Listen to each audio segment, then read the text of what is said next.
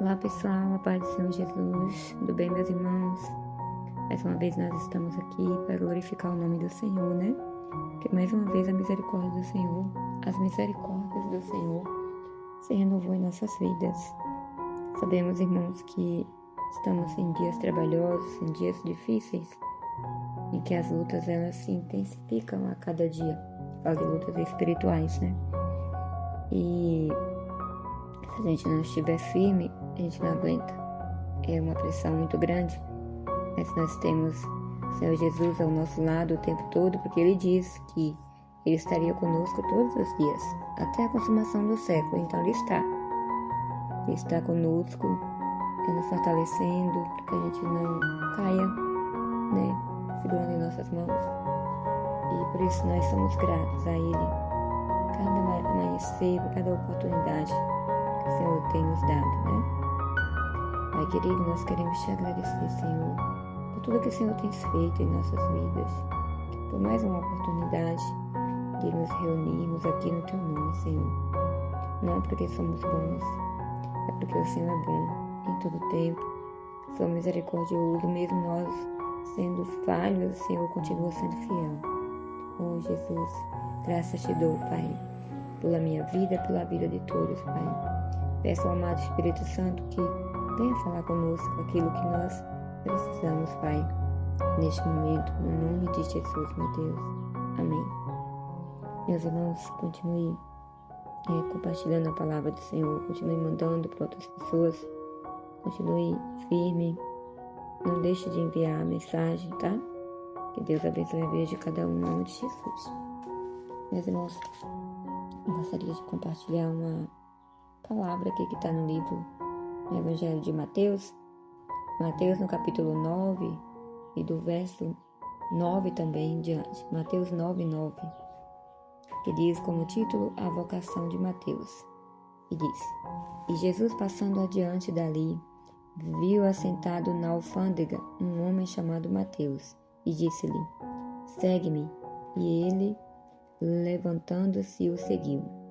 E aconteceu que, estando ele em casa, assentado à mesa, chegaram muitos publicanos e pecadores, e sentaram-se juntamente com Jesus e seus discípulos. E os fariseus, vendo isto, disseram aos seus discípulos: Por que come o vosso mestre com os publicanos e pecadores? Jesus, porém, ouvindo, disse-lhes: Não necessitam de médico os sãos, mas sim os doentes.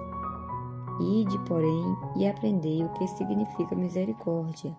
Quero e não sacrifício, porque eu não vim a chamar os justos, mas os pecadores ao arrependimento.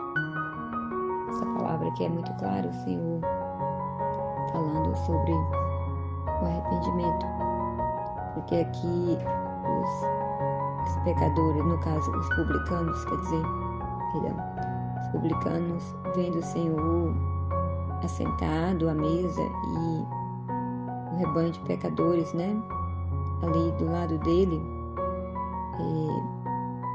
publicanos e pecadores, eles ficaram escandalizados, né? O preconceito, né, irmãos? O julgamento no meio da igreja, do povo de Deus. Eu não digo os que estão fora, não, que não conhecem a palavra, que não conhecem as misericórdias do Senhor, mas muitas das vezes o julgamento está no meio do povo de Deus, né? E às vezes a gente tem que tomar cuidado para que a gente não caia nesse pecado de acharmos que somos melhores que os outros, porque conhecemos a Deus, e acharmos que somos melhores, somos mais santos, mas Jesus não nos vê assim. Jesus disse para eles, para já quebrar de uma vez tudo isso, e ele disse: Não necessitam de médicos sãos, mas sim os doentes. Então, se nós nos colocamos nessa condição de doentes, de pecadores, então sim, nós necessitamos do Senhor. Mas se nós nos colocamos nas condições de juiz, né, para julgar, aí a gente não necessita de Deus. a gente já está dizendo, já está deixando uma mensagem que a gente não necessita dele, né? Então precisamos tomar cuidado com os nossos pensamentos. A Bíblia fala que o coração do homem é enganoso. Então vamos vigiar, policiar, estar de olho nos nossos corações, porque todos nós podemos cair nessa tentação, que a Bíblia também fala que é aquele que está de pé, cuidado para que não caia, né? Então, precisamos tomar cuidado e não julgar o nosso próximo, né? E aqueles que estão julgando também, deixa eles com Deus, porque é Deus que vai tratar, né? A gente vê o tempo todo, se a gente ler lá o Velho Testamento, a gente vê o tempo todo Deus tratando com o povo, né? Com o seu povo, Israel. Quando eles se voltavam a outros deuses, a outros caminhos, Deus trazia julgamento de uma certa forma para que o povo voltasse. Não é porque Deus é ruim, é porque Deus ama. E Ele vê o seu povo se afastando dele e Ele traz de volta, né? E assim também a gente tem que tomar cuidado para que a gente não venha acharmos que somos melhores e julgar os outros, e Deus não aceita isso, né? Aqui ele fala no 13, porque eu não vim a chamar os justos, mas os pecadores ao arrependimento. Aquele que se acha justo, que acha que não precisa de ninguém, que é bom, que não peca, então eles raramente eles vão se arrepender de alguma coisa. Estamos falando do povo, né? Raramente eles vão se arrepender. Mas aqui ele diz os pecadores ao arrependimento. Porque todos nós pecamos, né? Mas o importante é se arrepender, voltar atrás, reconhecer que errou, reconhecer que precisa do Senhor, voltar atrás, se arrepender e abandonar as práticas, né? E não é só se arrepender da boca para fora e continuar nos mesmos erros. Não. Quando Jesus estava lá que os fariseus, os religiosos da época, trouxe aquela mulher pega em adultério, que Jesus estava escrevendo sobre a areia, e que eles começou a falar, né, que pela lei, que ela tinha que ser apedrejada. E aí Jesus disse no final, né, que o que não tivesse pecado, que atirasse a primeira pedra. E aquele momento, todos eles saíram, começando pelos mais velhos, e deixou aquela mulher, né? Até que Jesus olhou, ela estava sozinha. Jesus perguntou pelos acusadores, ela falou que ninguém acusou ela, que eles foram embora. Aí Jesus disse para ela também, eu também não te acuso, eu também não te julgo. Só que vai e não peques mais, né? Jesus não disse para ela, vai embora, minha filha, não, você está perdoada e siga a sua vida do jeito que está, não. Jesus disse para ela, eu não te julgo, mas tem uma condição, vai e não peques mais. Então, quando Jesus está dizendo aqui também ao arrependimento, nós precisamos se arrepender e abandonar as práticas, né? Porque através do arrependimento é que nós temos o verdadeiro encontro com Jesus, né? Então é isso, eu deixo essa palavra aos vossos corações, a palavra do Senhor, que ela é viva, ela tem uma direção que é aos nossos corações neste dia. Agora eu gostaria de declarar o Salmo 91. Ele diz assim, aquele que habita no esconderijo do Altíssimo, sombra do Onipotente descansará. Direi do Senhor, Ele é o meu Deus, o meu refúgio, a minha fortaleza, e nele confiarei. Porque Ele te livrará do laço do passarinheiro e da peste perniciosa. Ele te cobrirá com as suas penas, e debaixo das tuas asas estará seguro. Sua verdade é escudo e bronquel.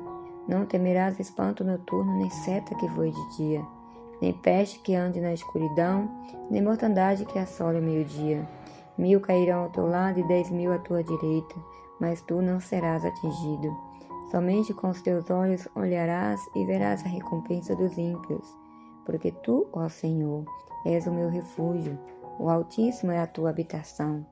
Nenhum mal te sucederá, nem praga alguma chegará à sua tenda, porque aos teus anjos dará ordem a teu respeito, para te guardarem em todos os teus caminhos. Eles te sustentarão nas suas mãos, para que não tropeces com teu pé em pedra. Pisarás o leão e a áspide, calcarás aos pés o filho do leão e a serpente. Pois que tão encarecidamente me amou, também eu o livrarei. Pô-lo-ei no alto retiro, porque conheceu meu nome. Ele me invocará e eu lhe responderei. Estarei com ele na angústia, livrá-lo-ei e o glorificarei. Dar-lhe-ei abundância de dia, e mostrarei a minha salvação. Aleluia. Glória a Deus. Pai querido, no nome de Jesus, Pai, teu filho amado, Senhor, neste momento, Senhor, venho te agradecer pela tua palavra lida, Pai.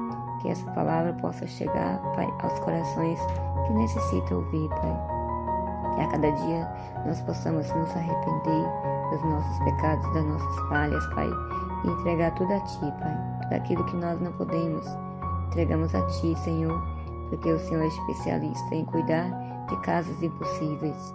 Senhor, muda o nosso coração, transforma, Pai, segundo a Tua vontade, Senhor. Neste momento, Pai, eu coloco, Pai, a minha vida, a minha casa, a minha família nas Tuas mãos, Senhor. Peço a cobertura do sangue de Jesus sobre os meus, Pai, no nome de Jesus.